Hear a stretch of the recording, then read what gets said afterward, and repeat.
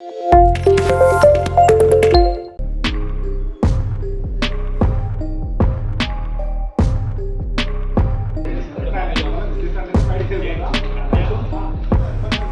बोला. शांतपणे सांगतो की माझे नाव सुद्धा आहे. जबाबदार कोणाला धरायचं? मॅडम तुमच्या द्वारा मोठं कोण आहे? पोस्ट कोणाची मोठी आहे? डीन की प्रिन्सिपल? हे तुम्हाला सगळं माहिती असतं प्रिन्सिपल असतं. हा काय झालं सर? काय झालं माहिती? आपण कोण आहेत पहिलं सांगा. तुमचं पोस्ट काय आहे?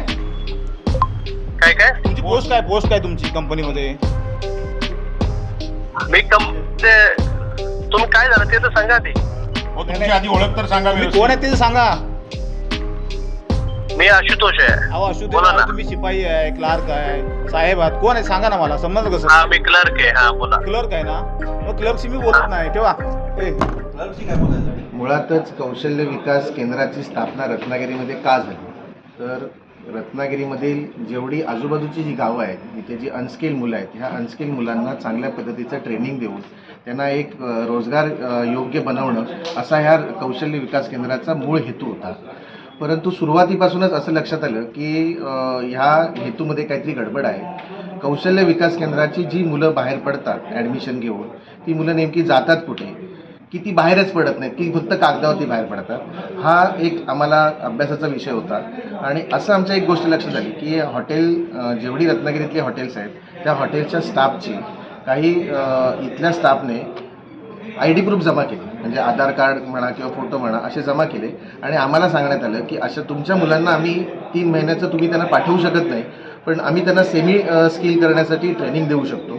आणि आम्ही आमचा त्याच्यातला उद्देश आमचा सफल होतो असं वाटलं, म्हणून आमच्या मुलांची आधार कार्ड आणि त्यांचे फोटो आम्ही हा ॲडमिशन प्रोसेस पूर्ण करून घेतली.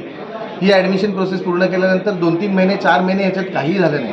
आम्हाला असं वाटलं की हे काहीतरी बंद झालं असेल किंवा काहीतरी झालं असेल, म्हणून आम्ही हा विषय पुढे नेला नाही. परंतु आता ज्यावेळेला ABVPच्या माध्यमातून हा विषय पुढे आला, त्यावेळेला आम्हाला समजलं की आम्ही दिलेल्या आधार कार्डचा कशा पद्धतीने गैरवापर होतोय, आणि त्यामुळे आम्ही ह्या विषयामध्ये जास्त इंटरेस्ट घेतला.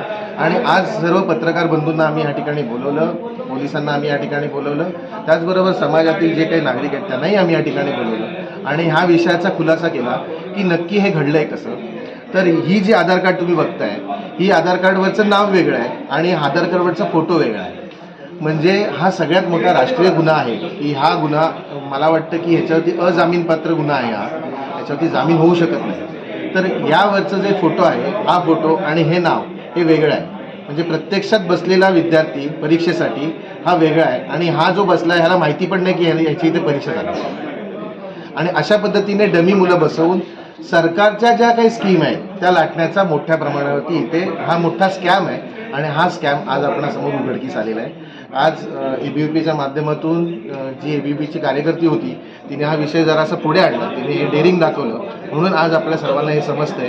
मुळात सरकारचा हेतू शुद्ध असतो, त्यांचा हेतू चांगला असतो. सरकारला नवीन नवीन जेव्हा योजना राबवते त्यावेळेला त्यांचा हेतू चांगला असतो.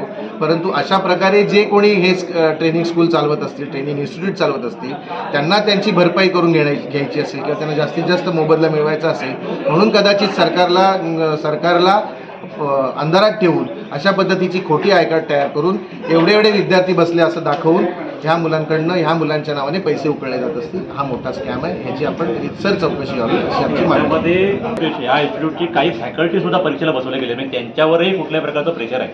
म्हणजे याच्यामध्ये हे जर आय कार्ड पाहिलं तर या मॅडम इथे टीचर आहेत, या स्टुडंट नाही आहेत, या टीचर आहेत आणि त्यांनाही अशा प्रकारचं स्कॅमला बळी पडावं लागलं, हे थोडं विचार करण्याची गोष्ट आहे.